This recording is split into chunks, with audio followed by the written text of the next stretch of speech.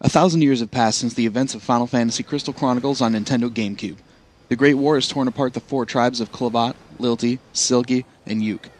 In the wake of a gigantic world war, the concept of magic has become taboo. The Yuk tribe is all but extinct, with an all-new government set in place by the Lilti, focusing instead on science and order. But during this dawn of a new age, a new phenomenon has emerged. Harnessing the now illegal powers of magic, crystal bears are popping up all over the world. Take good care of the Alexis, you hear? Wee's first true leap into the world of Crystal Chronicles stars Lael, a young mercenary that also happens to be a crystal bear. Using this new breed of magic as your only weapon, you catch up with him during a mercenary mission where he's been hired to escort the maiden voyage of a gigantic airship called the Alexis. All hell breaks loose, as it tends to in RPG games, and the unlikely hero is blamed for a good chunk of the aftermath. With a motive for revenge and a mysterious new Yuk that seems to also harness the power of magic crystals, Square's latest on Wii kicks off the story in a pretty impressive way. The gameplay for Crystal Chronicles is a simple concept, but I'd expect it to deepen as the story itself thickens. Lael has the power to manipulate objects in a sort of telekinetic way, grabbing enemies, friends, or any kind of in-game objects and tossing them around with a flick of the wrist.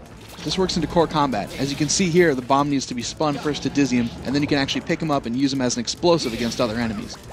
On top of that, it's also got some more traditional functionality.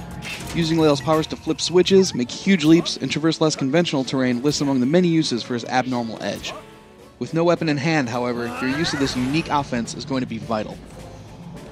Crystal Bears is less an RPG and far more a Zelda-like adventure experience. Gone are the traditional level-ups, instead replaced by core stats that hinge around Lael's abilities. Battles are more free-form, popping up in the world itself rather than actually shifting to another screen, and a lot of smaller additions flesh out the sprawling world as well. A new medal system is used to award players with over 300 different achievements, each giving clues to others once unlocked. Pull off any substantial action, you're bound to get a medal for it. Material also plays a huge part within the game. Sure, you'll need to scrounge up some gold if you want to buy some new equipment, but you're also going to need to include the supplies to make it. Random items like grapes, nuts, and even old junk you find around the world can all be combined into new items, you just have to know where to look for them. Within the cities and beyond the walls, you'll also find plenty of enemy and friendly AI to watch out for, but poke a little further within the world and you might just be rewarded with minigames and a few tiny character building moments on the way to your next objective.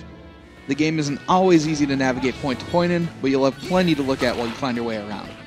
We're a few hours in on our review playthrough for Crystal Bears, so be sure to check back for more near the game's December 26th release date.